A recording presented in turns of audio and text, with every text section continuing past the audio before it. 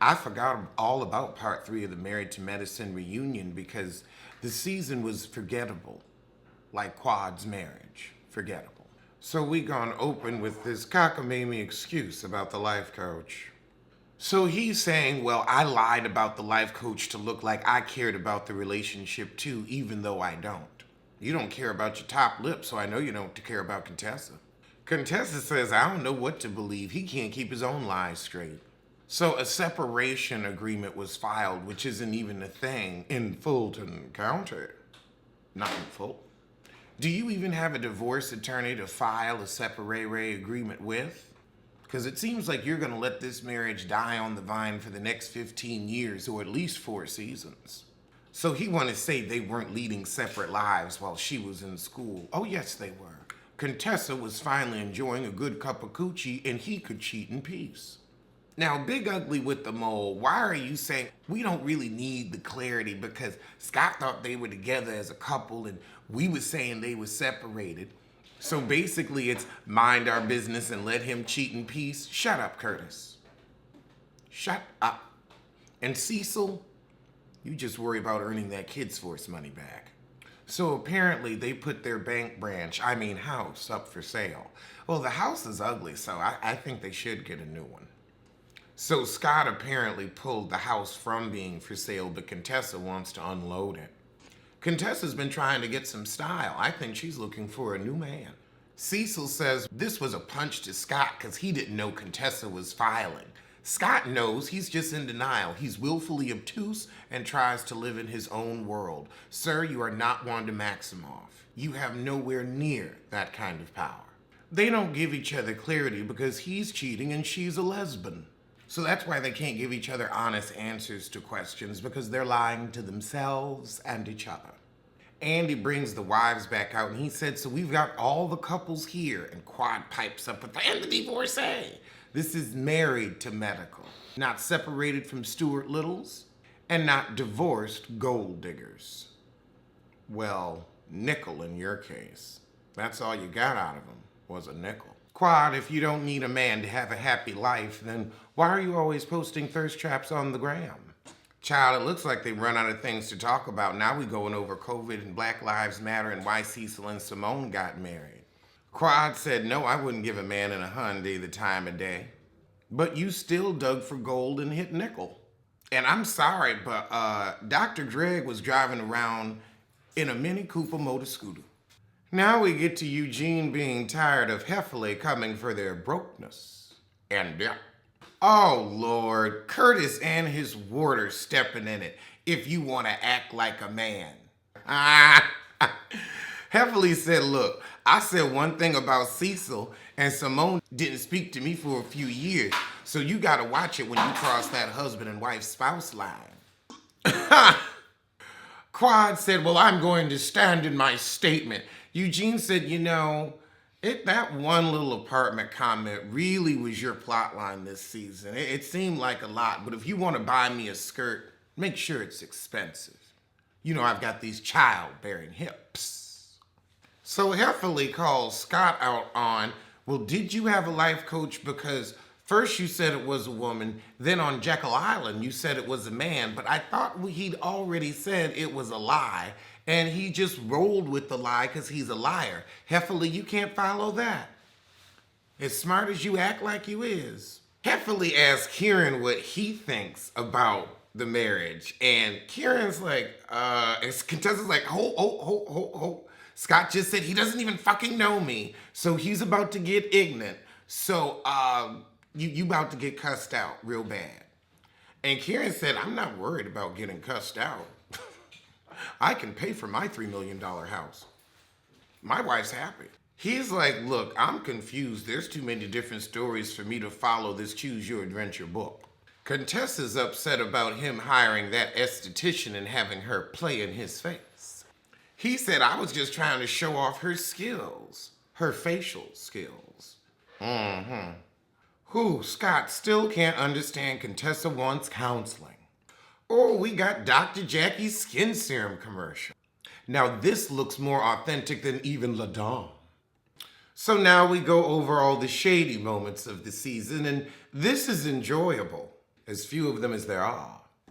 So now we talking about if any of these heifers clocked out, who take their man?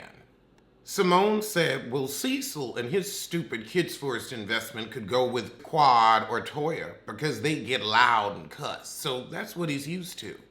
So Heffley said, well, when Carrie said Dr. Damon Daddy, I was going to call her a medical mistress because she slept with her husband while he was married to another woman. But that's old news. That was discussed season 1 before you were thought of. Heffley said, well, when it comes to dancing, she's Kelly and she's the other girl. I feel sorry for that girl. Does she sing? So Toya says, look, when the camera's off, maybe I can take my ass off my shoulders. Oh, God. Quad is really going to end it with, I was really hurt by Toya. Didn't she apologize? Haven't y'all moved on? Didn't you leave that bullshit apartment for a big house in the city? You know how she got her house the same way you got your first house, your husband. So Contessa hopes she's going to be able to work on this dry little marriage. And Jackie and Simone say they're going to do the work to get back together. Will the scissors snip again? And child, that was the season. We ended with Jackie's faux positivity. I hope this was her swan song because she ain't adding shit. She barely said 8 words all season. I guess after she said you're infertile, she decided to shut up. So 19 episodes. 19 episodes. About 15 weeks of actual meat of the show. What do we think of this 8th season? It was lackluster. It was triggering. It was disappointing. It was great to see the good work that they did, but I think they should have brought that in at the end of the season rather than the beginning. And I think everybody agreed that we do not need to hear that tape of Mr. Floyd anymore. We have all heard it. It is something that, we can use as a teachable moment, but I think for our shows where we're trying to go to enjoy ourselves, that's just too triggering, at least for me. It's too painful. I think there are just many better ways to honor Mr. Floyd. I think there are just better ways. Have one of his family members come on and talk about his good times and who he was as a man. He's got lots of loving family that I'm sure would love to have that happen. I'm sure they don't want to hear it either. Let's focus on his full life and not his last moments, and the change that he's brought about. That's how I feel about that. The COVID stuff, as doctors, I get it, but I think we were also mentally exhausted on that. So I understand they needed to tackle what was going on in the world, but we still are more interested in their lives and their drama. Again, this is an escape show. I'd like to escape. It's exhausting being a black gay man. We get it from all sides. I like to turn my brain off sometimes. We're all out here dodging bullets, dodging racism, dodging microaggressions on our little camp. Like, we come here to be like, oh, let's see what the aunties is up to. Let's rate everyone's performance. Jackie, you just didn't show up. Simone, you tried. I would like to see you go off a little bit more. You were a little too calm this season, a little too rational. Toya, you were a bitch, but a good bitch, because you were tired of the fakeness and the bullshit and them heifers act different off camera, and you're just sick of the fakeness. You're like, they ain't here for me. And I could understand all those years of being called stupid. Somebody gonna snap on you. Now, Simone, you may say you're smarter because you're a doctor, but your houses look like shit. Your husband wasting $20,000, but you can't dress. And when you opened your practice, you went broke because you couldn't get your billing together, even though Cecil was trying to tell you you were making a big mistake. So, you may be smart in one area, but dumb in a few others. Toya found a man to take care of her rather than a man that will blow through $20,000 on one of the dumbest ideas we've ever heard. So, 6 in one hand, half a dozen in the other. Contessa, come on out, baby. Come on now, come on, walk in the light, walk in the truth with me. Grab Britton's hand and let's walk together out of the darkness of the closet and into the bright light of day. There's so many of you in here, it's getting musty. It's getting musty. I suggest you crack that door and tumble on out. Scott don't want you. He putting up with you for the kids. You don't want him. You putting up with him for the kids, and that's been the story.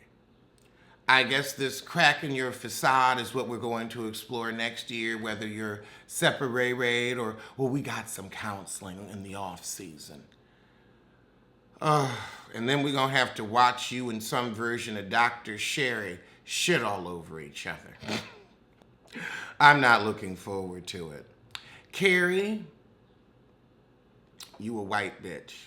And you don't belong here. It's just that simple. Go, I'm sure there are many honky shows you can be on. Go over there. Go over there. There's just no space for you. Anila, family karma might be where you belong because it ain't fucking here either. You brought nothing to the show, but your husband is cute. I'd say your husband's probably the cutest one up there. Actually, he is. Quad, all you did was whine about Toya saying you had a bullshit apartment. You ran out and got a whole house because of what Toya said? You stupid. You gonna be broke just like them in that big empty house.